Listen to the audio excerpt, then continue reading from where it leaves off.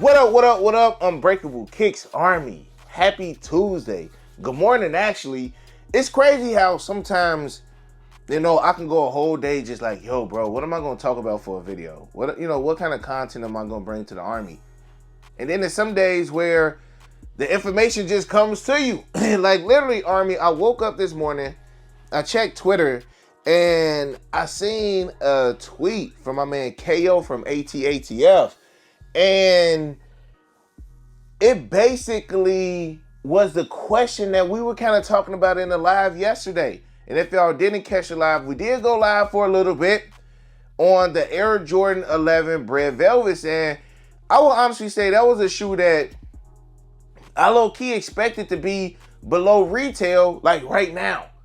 Or even 2-3 weeks ago, because we're just in an age right now where I feel like most people don't even want to purchase a shoe for retail because it's a very good chance that those shoes may go on sale. It's a very good chance that you may be able to get them joints for less than retail. So we're just in a different age right now, but I am surprised that those actually moved as well as they did. I mean, even yesterday, all yesterday, I kept seeing nothing but restocks regarding that shoe.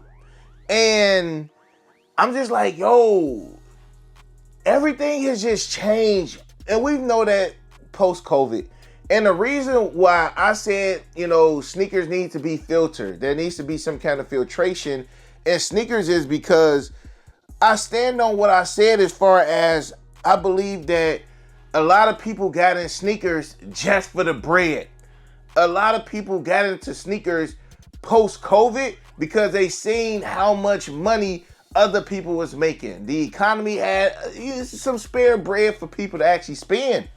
But it literally gave people not necessarily a false hope, but this is not how the sneaker community was sneaker community has always been able to be monetized. Again, this is $1 billion industry. But you literally had people who was in it for the love, for the passion, for the collections, for the art. And then you had people who literally just got in it because of the money. And then, even with that, Army, I asked myself, like, yeah, you got a lot of resellers.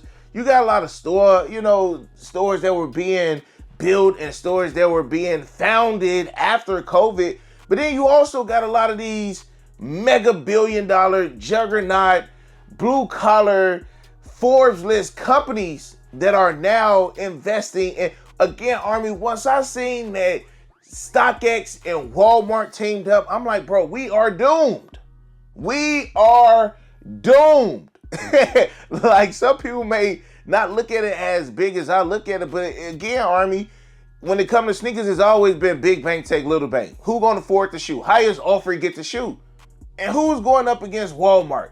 Who's going up against StockX? StockX is one of the biggest juggernauts in sneakers to this day. To this day. Like, real talk.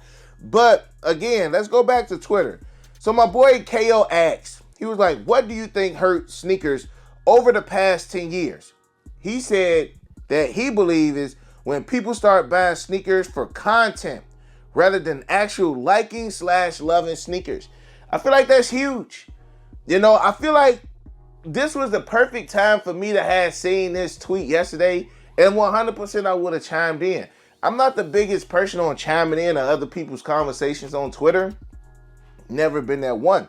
But we literally was just talking about this yesterday in a live. And I 100% believe that's true. I said sneakers have gotten so corny now, bro.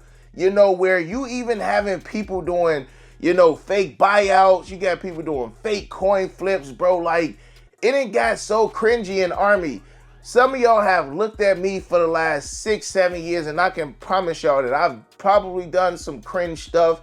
I'm corny at sometimes, Army, but my heart is in this sneaker stuff, bro. Like, yeah, the corniness just comes with me being me, with me being Break. Like, if y'all was to learn me, behind the cameras, bro, like, y'all, like, some people who know me, you know what I'm saying? But you got a lot of corniness in sneakers. You got a lot of people that's just doing this stuff just to get 1 million views, bro. Not because they love it, but because they want that Instagram following to go up. And with more following now, with more followers come more brand deals.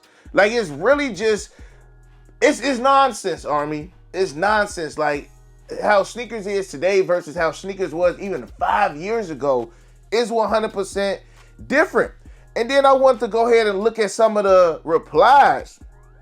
And some of them make sense. I see a young lady said a couple things, but for now, I'm going to say introducing monetization and seeding to a certain extent. Once people saw it was perks to being a sneaker collector, that changed. I agree. Once, like, honestly, Army, with the boom of, I would say with the boom of sneaker YouTube, bro, man, yo, we got so many a lot of the old faces you don't even see anymore, but then you see a lot of these new faces, but a lot of these new faces not even doing, full-length content. It's all just shorts and clips and this and that, just to get that quick, following up, just to be seeded things, again, once people saw the perks of having a sneaker YouTube channel, the good and the bad, a lot of people just jumped on the wave. It was a wave.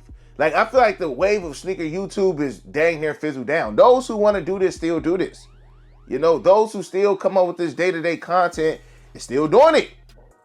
It's not as easy as it was a couple years ago to do this. Now, honestly, it kind of is, because back when I really first got started, like, it wasn't a lot of people that was getting shoes early. Everybody and their mama can touch an early shoe. It's not hard. All you got to do is want to pay the price. And I've been telling that to y'all for years. Even when it was taboo to get a brand new early shoe, a shoe 2 months early, and it was extremely taboo to y'all. What did I always tell y'all? If you got the money to do it, it's easily able to be done. You know what I'm saying? It's not taboo. But another one that really kind of caught my attention, Army, and if you guys want to go ahead and read the thread, by all means, go ahead. Now, Kelch, a lot of y'all should know who this young lady is. If you don't know, you don't know. But if you do, you do. But I'm going to just give y'all a quick little synopsis. I'm not 100% sure if she's still with the brand, but she worked on some big collab pieces for Jordan brand.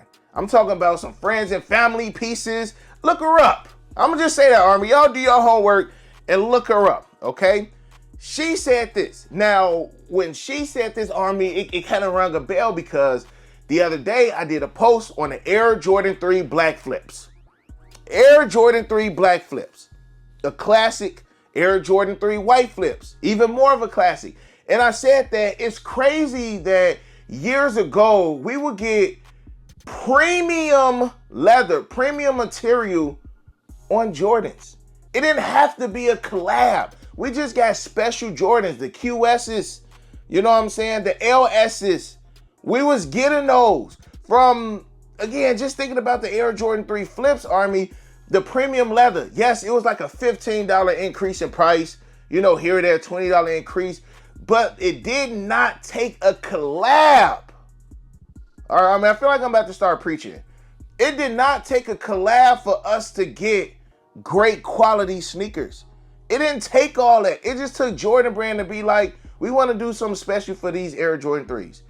Or we're going to do the Rare Air Laser 4s. Those were premium material Air Jordans for the price of maybe a couple dollars more, but it didn't have to have calls connected to it. It didn't have to have Travis Scott connected to it. It didn't have to have Union. It didn't have to have Fragment. It didn't have to have any of this stuff to sell. It was just a good Air Jordan. Now, again, she says collaborations. Now, mind you, she's worked on a few collabs, a few friends and families, a lot of good stuff. Like I said, Army, just look her up, okay? These same ideas, if not better, are made within the walls every day. Brands don't want to take risks, so they tied the name of famous people to things. Rinse, repeat enough, now collabs are watered down. If it don't have a name tied to it, it's considered lame. Bingo.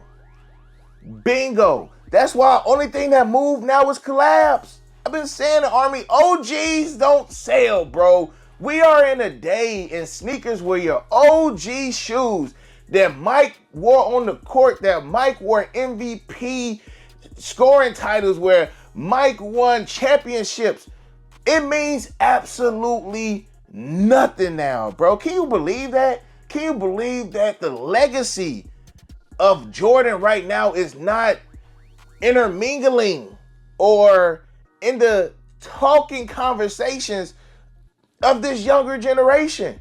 But who's to blame? Do you blame it on the previous generation, like myself, some of the older guys, ahead of me, older than me? Or do you just blame the brands? Because this is y'all job. Now, granted, I get in front of this camera every day and I tell you, the history of the Black Cement 3. But then again, even now, Army, I feel like even with sneaker content, like I see a lot of people say, oh, you don't dig deep into the story. Y'all not giving them the story. Y'all not giving them the history. Maybe. But that's Jordan's brand job. Real talk. Yes. I've said it. Army, how many times have I done a review on a Black Cement 3 on this channel? 2018, 2024. And throughout the years, I've still given I feel like I've done my job as far as telling the Army, these are OGs, these are collabs. But Jordan brand needs to step in and do the work too. Like these OGs don't hit. Like the Legend Blue 11, Columbia 11 has showed me like these joints just don't hit no more like they used to. We've already had them. And that's why I, kind of understand the rinse and repeat, at least for me, Army, because I've been saying, like, as of now, all this is rinse and repeat. I'm going to rinse out the old 2016 pairs and we're going to repeat the same shoe, but with a newer year, newer shape, OG box, all this good stuff. I'm just switching out the shoes. But when it comes to the collabs, we grab the collabs because it's something different. But it makes sense when she's saying like they got to tie the name down to it. Because let's be real, Army. Let's be 100% real. If Travis Scott's name was not attached to these Air Jordan 1 lows, these will be sitting. If J Balvin's name wasn't attached to those threes, those would be sitting. If Fragment and Union was not attached to these retro ones we get in next year, they will be sitting. Like, to me, I feel like this is a fact, bro. Only thing that sells and moves now is collabs because everything else is considered corny or you already got it. You know what I'm saying, Army? Either it's corny or you already got it. But it's a lot. It's a lot, Army. And I feel like we can even dig deeper into this conversation because what does the future hold for Jordan Brand? And I made the video the other day said after 2025, it can be the end. Because, like, it could be, who was out there? I was talking to somebody, Army, and I wanted to make a video about this. And I don't remember who I was talking to. But in a sense, they were asking, like, do you think Jordan Brand can survive another hot shoe? Now, I don't want to talk too in depth with this, Army, but I'm going to just leave y'all with this cliffhanger. Do you think Jordan Brand today can survive another superstar like how Kanye did? That was competition. Prime. Even right now with the New Balance collabs and the ASIC collabs, those are only moving because of why? Because they are collabs. And I told y'all this, I'm like, years ago, bro, you wasn't seeing no ASICs in no resale shops, bro. You wasn't going into no shop seeing all these runners and Spirit-Ons and bro, you wasn't seeing none of that, bro. It was retro 1s, dunks, retro 11s, so other mics and kept it moving. But do you think that Jordan can go up against another big competitor like Yeezy? Yeezy almost jumped over Jumpman, right? So do you think right now, if it was another shoe competitor with the same momentum as Yeezy, do you think Jordan? I think that Jordan Brand won at the end. Where's Yeezy compared to where's Jordan at right now? So no, Yeezy did not jump over Jumpman, but he almost did. Real talk. At some point in time during all that, we can say that Kanye and Yeezy probably had the momentum. Real talk. I don't think that Jordan Brand can survive another one of those big competitors like that, especially if it has the youthful generation. Is over with. Like Yeezy's had a lot of us in a chokehold, and a lot of us don't want to admit that. The wave of Yeezy is over, no pun intended, because that wave runner was different. But I don't think Jordan Brand can survive another one of those mega attacks. Especially not with the OGs. The OGs not gonna do it no more, bro. Y'all gotta come up with something else. So that's that, Army. I woke up, I seen that, I'm like, damn, that's great. But you gotta have more people that think like that. You don't have a lot of people in sneakers no more that think just like this. Or that was there, heck, 10 years ago. A lot of the people that's in this stuff now was not in there 10 years ago. So what we gonna do?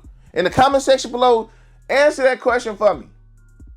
Answer the question for me, Army. Answer the question for me. Again, I 100% agree that it has been collapsed. But what do you think hurt sneakers over the past 10 years? Also with that, 10 years ago, we were getting colorways that we've never seen before. That's a big picture right now. That's huge. I think Jordan Brand gave us too much throughout those years. They should have definitely spreaded these joints out. Remember, 40 years ago, we was only getting 3-4 releases a year. One year, we got 40 retro ones in a year, bro. Just imagine if they only gave us 10. Look how long, these colorways could have lasted. Well, there's no other colorway that Jordan Brand. Well, we gonna get a pink toe next? Around Easter time, a pink toe Jordan 1? I don't know.